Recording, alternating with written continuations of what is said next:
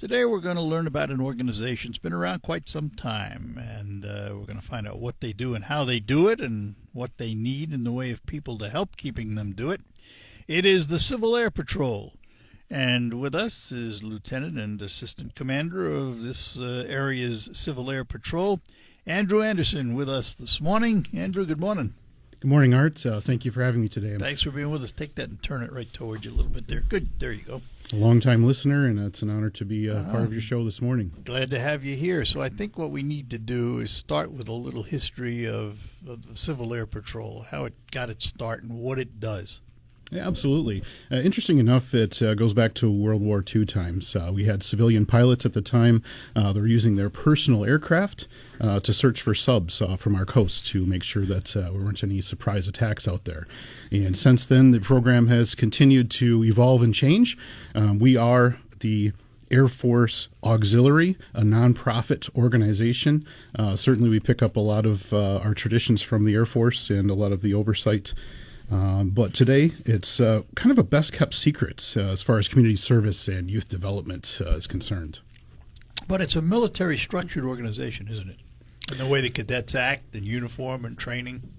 That's definitely true. We do have the camo as well as the Dreft Blues. Our cadets do drill and ceremony, though I do want to say that for adult members, no previous or future service is required, and it's similar for cadets. We do have a promotion program where they're learning about the traditions, and they have an opportunity to rank up through sergeant into lieutenant and captain and further on.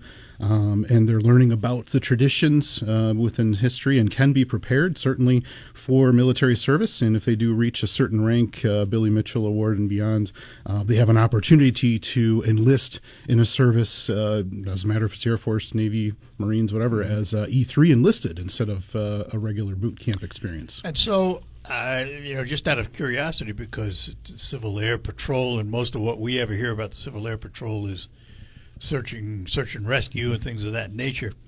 The adults involved, they have to be a pilot? Not necessarily, and that's a great question. And a lot of people, when I talk about it in the community, say, well, are you a pilot? Actually, I'm not. My day job is a professor of marketing and sales at America's Free Enterprise University, Northwood University. So when I saw the opportunity... said like a member of the Northwood of the Northwood crew, absolutely. So originally I became involved because my son joined about 2 years ago, and we originally heard about it from my aunt who lives in Cadillac up north, and she said, growing up I knew a few individuals that were involved in Civil Air Patrol. They became pilots, and since that's an area of interest for Adam, perhaps you guys should check it out. And long story short, we attended a career fair at the airport that Sarah Pagano and team had put on at the Midland Airport. Met a few of the cadets and Commander Lieutenant Roof at the time, and decided to become more active for both of us. And it's been a great experience ever since. So let's talk about what's required to be an adult member. Let's put the cadets aside for a minute. Mm-hmm. What's the responsibility of the adult members of the CAP? That's a great question, and really what I think is one of our largest needs right now. Our cadet squadron meeting in Midland at that 1093 EAA building has been growing. We have cadets from Midland, Bay City, Saginaw, and most recently have visited from West Branch and Alma because we're one of the few within 50 miles. I got to back you up. There's an Experimental Aircraft Association building? Yes, actually in Midland Really? There is. It's very active, and they allow us to meet there, which has been great, and it's a good experience. And some of our cadets are actually members of the EAA as well. So, yeah, it's another good topic for a future discussion, perhaps. Absolutely. So what does the adult need to do? What are the responsibilities of being an adult leader in the CAP? Excellent question. Basically, there is a background check. We take cadet safety very seriously. We have cadets that are ages from 12 to 17, both male and female. And per the requirements, we have to have 2 adult members overseeing every meeting and activity. And at times that can be a challenge with work and family and other obligations. And unfortunately, we've had to cancel a few meetings because we don't have enough seniors to oversee the cadets. Interesting, with our growth, we do have enough in the leadership squadron of the cadets that are taking over a lot of the training and programming for our weekly meetings, and so our role is mostly an oversight of that and guiding and leading and making sure the agenda is followed properly. So literally, we meet on Thursday nights, usually in Midland, from about 6:30 until 8:45. And, attendance is not mandatory because we're all volunteers. But the more you can attend, much like anything, the more you'll get out of it. So an adult thinking about joining the CAP, other than that meeting time of 2 to 2.25 hours, how much time is required? Typically, how much time do you put in with CAP business? Outside, it's more of an actual opportunity to kind of chart your own adventure. So I've been in for about 2 years now, and I've gone through 3 levels of training, reached the rank of lieutenant. But we have other adult members that stay as senior members with no rank and just oversee the program as long as they can pass that background check. And perhaps they have a specific area of interest. Maybe they're passionate about IT and security. We have a program for that for cadets that they can help oversee. Perhaps they are interested in rescue operations. That's a large part of what we do. In a minute, we can talk about Operation Wolverine that happened at the Midland Airport last weekend. If that's an area they're interested in, absolutely would welcome your expertise. Similar to that, if they're EMT, EMS, medical and safety would always be welcomed. But overall, even if you don't have an expertise in air and space or rocketry, you're always welcome to become a part of and share stories with the cadets and just encourage them as they grow. And that's one thing we know. It takes a village to bring up our young people. And part of what's missing today, and I hear from people like, there's no work ethic and these students just aren't motivated enough. Yeah. And this is one program that puts them on track for future success really early on in life. So what's required of a cadet? How much time do they have to spend in the program? That's a great question, and it's going to vary. We do have some that will join at the age of 16. 12 and 13, in my opinion, are the best times to join. In fact, it's grown in popularity, especially with homeschoolers. We have several parents that will send because of the additional STEM training, the introduction to air and space, the character and leadership development programs, and they can progress in rank every 8 weeks as long as they're completing an air and space module and a leadership training module and attending meetings regularly. We do have a PT experience. In fact, tonight we'll be at the YMCA in Bay where they complete the mile run, some push-ups and crunches, depending on age level, according to the Air Force PT requirements. So you follow Air Force guidelines in a lot of things. We do, and there is a percentage of our cadets that do go on to enlist in the Air Force or Navy or others, but we do follow those traditions and histories. I wonder how many became pilots. That's a very good question. I'd like to look up that statistic. And for those that are interested, too, our cadets do receive orientation rides from pilots. That gives them a chance to take the yoke. There's about 6 different flight experiences. Each one has a specific rubric. Some of our pilots are certified flight instructors. It gives another experience. And in the summer, some will qualify for regional flight academies. Closest one for us is the Johnson Flight Academy down in Illinois. It's very competitive to get in, a lot of interest there, but students will, by the time they finish that experience, be ready to continue their piloting experience level 1 license. And we'll talk more about this in a bit, but when a search and rescue mission comes up, the pilots using their own aircraft, do they take cadets with them as another set of eyes in the sky? That's another great question. And actually, we do have about 12 Cessnas in our Civil Air Patrol fleet in Michigan. Privately owned, though? By the Civil Air Patrol as a nonprofit entity. They are owned by the Civil Air Patrol? Yes, and so we take care of the maintenance. We do have our own pilots in those. Challenge comes from time to time, of course, the maintenance. So from time to time, part of the fleet would be down, simple as oil changes or engine overhauls. Maintenance is a high part of what we do because security is priority. So some pilots do have their own planes, but that's definitely not a requirement and part of what we do and have. All right, we're going to take a break. We'll be back with Andrew Anderson from the Civil Air Patrol. More ahead after these notes. Sumo, sushi. Floods and hurricanes for surveillance as well. But early training for our cadets, we do have one with our units, and we do some trainings from time to time on that, and they have an opportunity to become a certified drone pilot. And the other thing I'd be curious about in terms of these young cadets, is there an opportunity for them to go through ground school and get ground school for pilots training? Yes, that is offered from time to time, especially through the Michigan wing. And That's definitely highly encouraged. In fact, because we have that ground training, another interesting thing that we do as part of community service, we're largely involved in an operation at one of the metro airports around Christmas time. There's trucks and airplanes coming in and out, and we're involved in moving gifts for orphans. And we're allowed on the flight line because we have that safety training and the procedures in place. All right, so recently you had an activity last week, I think, in Midland. Yes, that's correct. Wolverine Last weekend project. at the Midland Airport, Barstow, if you saw extra tents, maybe some vans running around Midland and were wondering what was going on, that was Operation Wolverine. That was an opportunity. We had over 100 cadets and senior members from across the state come to Midland, and it's a preparation for emergency services. 100% cadet-led with the oversight of our senior members. So what did they do? What was part of the routine? What did they learn from it? Quite a bit, actually. Some received their certifications in ground team search. Others were involved, even though we had a small scale with the weather, with our air operations and flight surveillance. And still others were working on medical scenarios, being prepared for first aid and responses in case of these types of emergencies. And other crews were on the ground looking for the ELTs. Those would be the beacons if there ever was an air accident to search to locate the planes. So these youngsters, 12 to 17, you said, right? That's correct, yeah. And what brings them to it typically?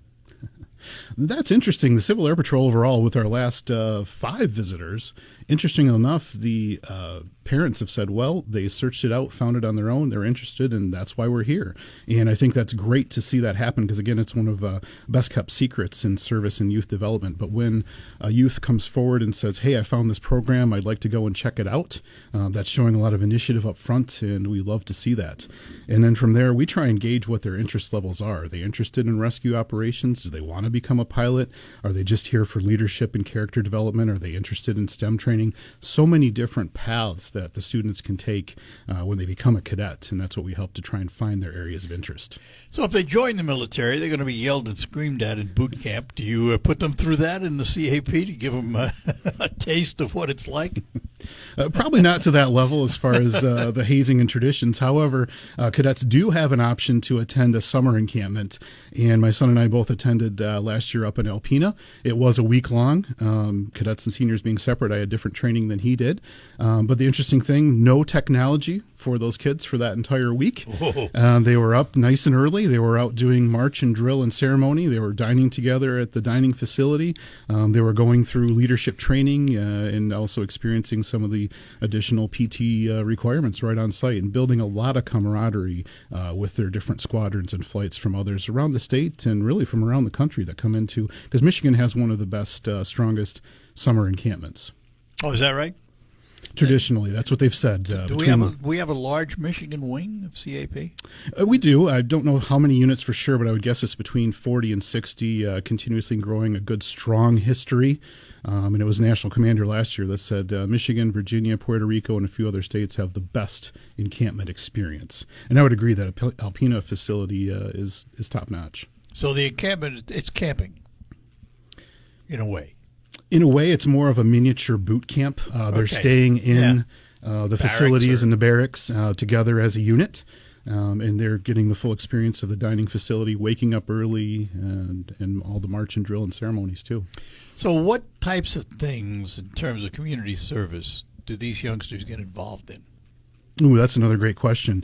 One that I think we met, Art, was during the Saginaw Spirit game last year during the Memorial Cup. We were providing color guard, and a shout out to my friend Brad Blanchard, Great Lakes Bay Veterans Association. He's provided a lot of the training and flags for us. So that's one part, that and parades. And then we also recently started Wreaths Across America in Midland around the holiday season. And that also happens at Arlington and at Great Lakes Cemetery down in Holly. A very large operation of placing wreaths and honoring and remembering the fallen and those that have served, placing a wreath at the gravesite. In a way, for these young cadets, 12 to 17, it's similar in a way, yet different from the Boy Scouts and the Girl Scouts. But organizationally, it's different. But the result is the same, isn't it? Building character and all those things. Yeah, absolutely. As far as character and leadership development, very similar. We do build in quite a few more of the militaristic traditions, so to speak, and maybe a little bit deeper as far as the STEM connections and the path to pilot or the potential for future military service as an option. Well, that's the focus. I mean, it's always going to be there, right? Yeah, absolutely. Do you get Air Force people in to teach? Occasionally, I do know a few local veterans that are willing to share their stories as a pilot or their time. And that's one thing I'd like to ask. If there are more in the region that would love to visit, tell your story as a pilot or as a former service member, love to have you in as a guest, regardless if you're interested in helping our squadron as an adult member or not. Just come in as a visitor and tell about your experience. And the squadron meets again at the EAA building at Barstow. At Barstow Airport. So as soon as you enter, there's a quick sign that says 1093 EAA on the left. So we're not back in the terminal. We're actually in the EAA building, and it's been a great meeting place for us. Let me ask, you mentioned that you have, is it 12 Cessnas? Approximately within our state of Michigan within your wing state of flight, Michigan. yes. Any of them stationed here? Closest would be Flint and also Cadillac, and they're dispersed throughout the state and at the ready. Any pilots around here flying them? Do they have to go to them? Obviously they do. So yes, we do have a few. One he's based in Saginaw, another Midland, Clare, Cadillac areas. They're all within probably half an hour to an hour of the planes themselves. Yeah. And typically, when they do a search, it's for humans, right? Typically, most of what they've done is word comes in of a plane down or something, and they're called out. That traditionally, historically, is the most usage. A couple years ago, a gentleman had an experimental aircraft he was flying, didn't have a flight plan, didn't have a cell phone, didn't have an LAT, went down somewhere by Dowagiac. So some of the crew was out as part of that ground and air team search for that. Most recently, teams have been involved, especially with the ice storms that hit the tip of the mitt pretty heavily. We had air and ground teams out there surveying the power lines and preparing that information for the power companies and state and federal authorities. And, most of those searches take how long? I mean, they're out there for hours. Can be. It can be a long experience. And so that's part of Operation Wolverine. We made sure our cadets had a 24 or 72-hour pack. They're ready to camp in various conditions. That's all part of the training and preparedness. Quite often we'll have a base that we can operate from. But, yes, the on-foot vehicle and air searches can be quite extensive and last a week or so. Yes. And physically, in terms of physical fitness, that's the other side of the coin. I mean, you have to keep these cadets in good physical condition. Maybe the seniors too. Absolutely, and part of that is our PT programming. That's why once a month cadets are tested, and in order to rank up, they do need to fit certain fitness standards for a mile run, crunches, and push-ups, and those are all based on the Air Force fitness programs. Oh, is that right? You copy the Air Force programs? Yes, they set the guidelines for our PT programs. All right, we're going to take a break and come back as we continue to learn about the Civil Air Patrol and the squadron based out of Midland. With Andrew Anderson, he's Lieutenant and Assistant Commander. We will return with more after these notes. Rocket Grab Pod.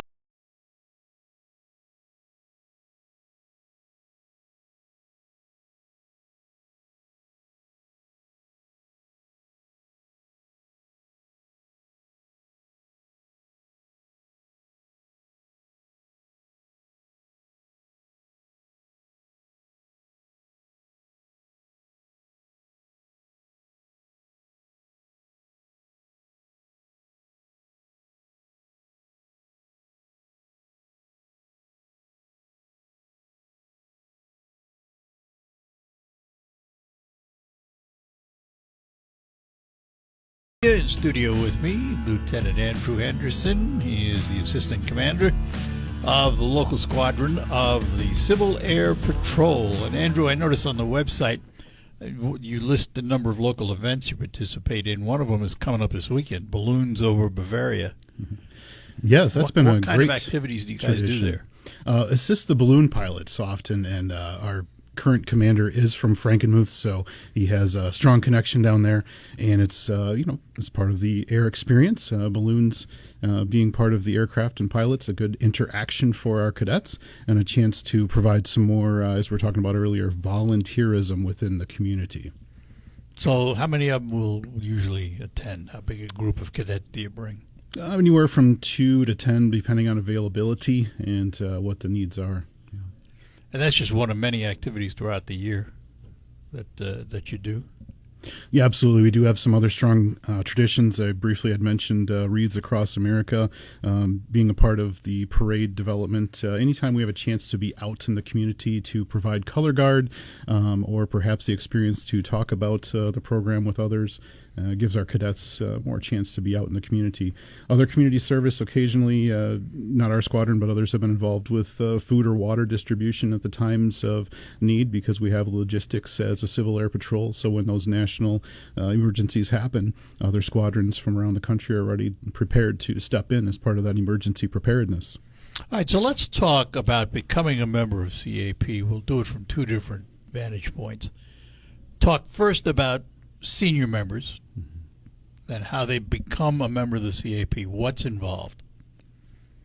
Excellent. So senior members, really a passion to working with youth. And we do require, regardless of senior member or cadet, visiting 3 meetings. That way you can see and experience and see if it's a good fit for you, see if we can find an area that's of passion for you that you can take a lead and an interest in towards the cadets. There is an application process and a background check for all senior members. We're very serious about cadet safety and protection, and we want to make sure that all of our senior members pass that background check. And there is an application as far as the Civil Air Patrol is concerned, and a small annual dues, I believe around $50 to $60 roughly, I believe. So it's not prohibitive. No. Not prohibitive at all. Yeah. And then for a young person, a cadet, what's required of them to become a member of the CAP? That's another good question, and again, we like to look for initiative. I mentioned a few of the cadets that visited recently found the website on their own and said, hey, Mom, Dad, I really want to go check out this program. So again, similarly, at least 3 visits to our regular meetings. That way they get a feel for it and where they fit in. Day 1, they can jump right in with all the activities from drill and ceremony to participating in leadership, character development, whatever the STEM project happens to be for that month's meeting. They're welcome to participate in that. And then similarly, there is a application process and a small annual dues membership for the cadets as well. And what's interesting, I'd mentioned our connection to the Air Force. Once their application goes in, there's another optional box for parents to check for assistance with uniforms, because we know we do the dress blues as well as the BDUs with the camouflage patterns. And They have to buy their own? We do, and that is one of the extra expenses. We do have some blues and ABUs at our unit because kids grow constantly. I've seen that with my own son. Yeah. But we do source everything from Vanguard, just like the military does. There are discount coupons, but upon entry, they do have an option to ask for a voucher, which would cover up to, I believe, $200 of those uniform expenses. That helps a lot. How many uniforms do they need? Typically just one of each. If they do get more involved in emergency services, they might want an extra set of camis because that can be a little bit longer. But that's those two. What separates emergency services? What do they do that the others don't do? Potential for more time in the field. So those units can go for 24, 48, 72 hours, and it's a good idea to have an extra change in case the weather and mud or other elements. They're doing some S&R work, search and rescue work. Absolutely. They're getting their hands dirty, so to speak, yeah. In the fields, searching while aircraft are above, typically. They have communication with the aircraft when they're in the field? Yes, we have significant communications would be another large part of our training. A lot of radios, and there's some units that are big into ham radio operations as a form of communication, but ground to air, absolutely fully connected. We have our own frequencies that are provided by the Air Force to use for the practice as well as when events happen. All right, take one more break, come back, and conclude our conversation with Andrew Anderson from the Civil Air Patrol in this region, and we will be back. Be the hero of your office.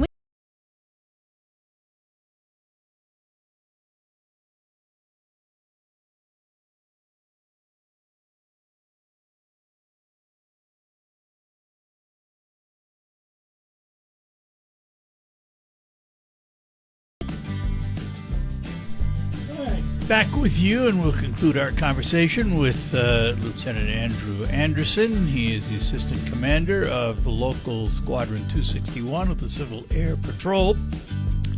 So just out of curiosity, in this day and age, when inclusivity is well talked about.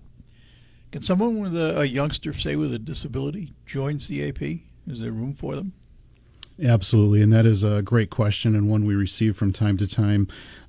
So, for example, with the PT night, obviously, good running and physical activity is required there. However, with physicians' consent and background understanding, a lot of those can be waived.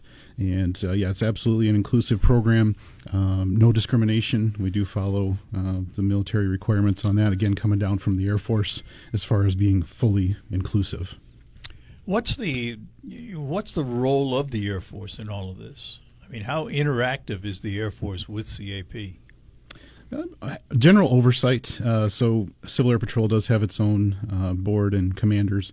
However, for example, we can't change camouflage pattern on a uniform without having the Air Force approval. And also a lot of the funding and budgetary comes directly from the Air Force control. So in order to have the Cessnas, it takes a lot of fuel, takes a lot of maintenance, that's a lot of money, and a lot of those budget decisions come down directly from the Air Force. So does the Air Force provide the funding to maintain those Cessnas? It's in most cases, yes. The budgetary controls come there, yes. Who owns the Cessnas? And the Air Force? Technically, Civil Air Force Air Patrol as a separate nonprofit entity 501c3. does. Correct, yes. And so that's another thing that differentiates us. And we do have a fundraiser. Part of Reads Across America provides some of that. But individuals are always welcome to make contributions to Civil Air Patrol, perhaps a cadet program for STEM initiatives. Those types of donations are always welcome across the state and in a local squadron as well. It's good because I was going to ask how you were funded. So. Good. I think we covered that. Yeah, the dues only go so far, of course, so that we can see we're kind of three parts: individuals, community, and sponsorships, as well as the Air Force providing. I thought I read too that occasionally you have scholarships available for further study for youngsters. Yes, and that's another good thing. So, for example, we mentioned the encampment. Part of the Air Force funding provides an application opportunity to help cover some of those costs. So, for example, if it costs $300, probably $200 to $250 of that would be covered by that particular scholarship. In addition, I mentioned earlier the Johnson Flight Academy. That one would probably be a much more expensive experience, but cadets that have a good resume and have promoted and have been active have a chance to apply towards funding for that. And there's also other national cadet special activities that happen throughout the country related to IT, a deeper dive into rocketry, deeper look at airspace and development. And those happen during the summer, much like a regular camp would, and additional travel and expenses and tuition for attending those camps. And there are some scholarship opportunities that would help with funding some of those experiences. I mean, it sounds in a way like STEM is really an important part of the mission. I would agree 100%, and I think our educators in the audience would also agree. There can't be too much of a focus on that. STEM education, air and space, we introduce a little bit of coding with the IT experiences and being aware of security on PCs and items like that at a different level. So, yeah. All right, let me take you out of the Civil Air Patrol for a moment, Professor. You teach marketing. Yes. How has it changed over the life of your career? Dramatically, absolutely. And I just was having a discussion last night at a business after hours, and someone asked, so are you still using textbooks? Yes, as a base. However, I'm struggling to keep up from time to time with the advancements of technology. And just as another side note, developing an AI tool for the education world. And in June, we'll be talking to the Conscious Capitalism Group at Saginaw Valley State University as a panelist about developments in AI. So another hat that I wear just helps me to stay current. And really at Northwood specifically, too, we're more about the experiential learning. And that's really what Civil Air Patrol is as well. Let's try being a pilot. Let's explore the STEM initiative. And in the classroom, as well as Civil Air Patrol, I'd rather have something go wrong with some oversight of instructors than have it go wrong in the real world, and we can learn from those experiences along the way. I used to guest lecture, if you call it that, on the media, at college level. It was always fascinating how little they knew. Yeah, there are a lot of assumptions out there, right? Oh, boy, is that a good word for it. Yeah, you got that right. No doubt about it. You've been a professor how long? August, I'll be 5 years full-time at Northwood, and before that I had 10 years as a part-time adjunct at Saginaw Valley State University. What got you into teaching as opposed to just being in marketing? Ooh, that's another great question and a good discussion for another visit. But I had worked in the agency and then started my own agency. And I think eventually you come to a point in life where you say, you know what, it's been good. I have a lot of professional experience. I see a need to develop the next generation. And I have a heart for teaching and leadership and showing the path. You have to and I have think that. that's one thing that differentiates, again, with those experiential learnings with CAP and in the classroom at Northwood, just giving those experiences firsthand, saying, okay, textbook might say this, but I can tell you from experience, this is how it really works. Yeah, here's the reality of the world. And, and it's changed for everybody.